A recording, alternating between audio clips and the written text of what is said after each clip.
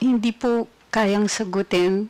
Kailangan po natin ng definition ng fake news. Kasi po, merong fake news na time-bound. Totoo ngayon, bukas hindi na totoo. Katulad ni Galileo na nagsabi na heliocentric ang Excuse me, Mr. Chair. solar system. Madam, please Opo. indulge me. Ano po yung unang statement ninyo? Baka po para magkaintindihan ay i-define po natin kung ano ang fake news. Yung sumunod na statement. Kasi minsan po, ang tinatawag na fake news ay time-bound. Posibleng totoo ngayon, bukas hindi na totoo. Katulad nga po ng heliocentric versus the geocentric solar system. Naparusahan po si Galileo.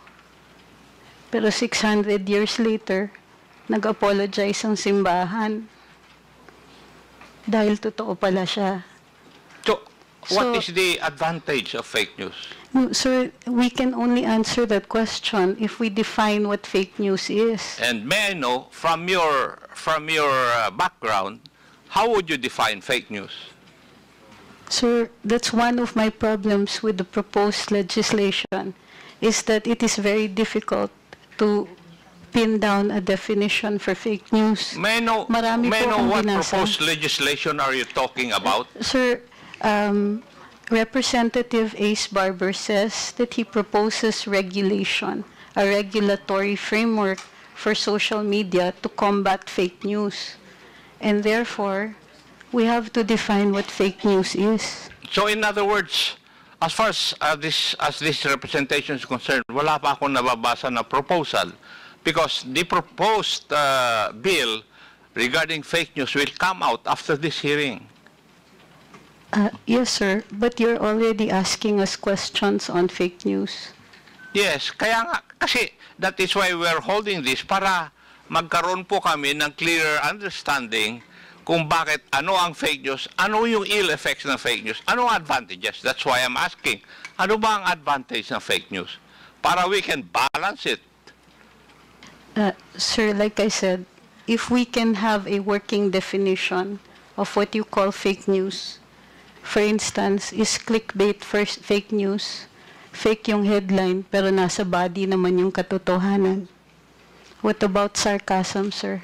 Kasama po ba siya sa fake news? Paano kung jokes? Fake news din po ba yun? Gusto ko lang malaman para alam ko kung paparusahan niyo po kami, alam namin kung ano yung ginawa naming mali. Wala pang mali kasi wala pa kayong bina-violate na ba except yung cybercrime law. Di po ba? Opo. And the other criminal laws which are controlling insofar as this issue is concerned. Di po ba? Andiyan na rin po ako, pero para naiintindihan ko po na ito ay inquiry in aid of legislation. At pinuntirya na po ng mga kinatawan dito na may problema tayo sa fake news dahil nakakapanira. Pero sir, we're pointing out a wrong, but we don't know yet how we're going to define the wrong. And it is a basic tenet sa atin sa Ligang Batas na bahagi po ng bago maggawa ng regulasyon ay may notice tayo kung ano yung masama. Gayun din po sa ating pagdidiskurso dito, kasama po dapat ang isang working definition. Ano po ba ang tinatawag natin na fake news? Baka kailangan din po ng diskurso doon. When we come up with the proposed bill, there will be a definition of terms, as always. So Maraming fake salamat news po. there will be defined. Maraming salamat po. Yes, that's the protocol of this legislative body. Whenever we come up with bills, we have a portion of that bill which define the terms embodied in the proposed bill. So nandun, i-define namin. Don't you worry. Salamat po. Yes, because if ever there will be a proposed bill, it will still undergo technical working group and maybe most of you would still be invited. So your opinions on the matter will be known by the legislators. So magkakaroon po ng definition.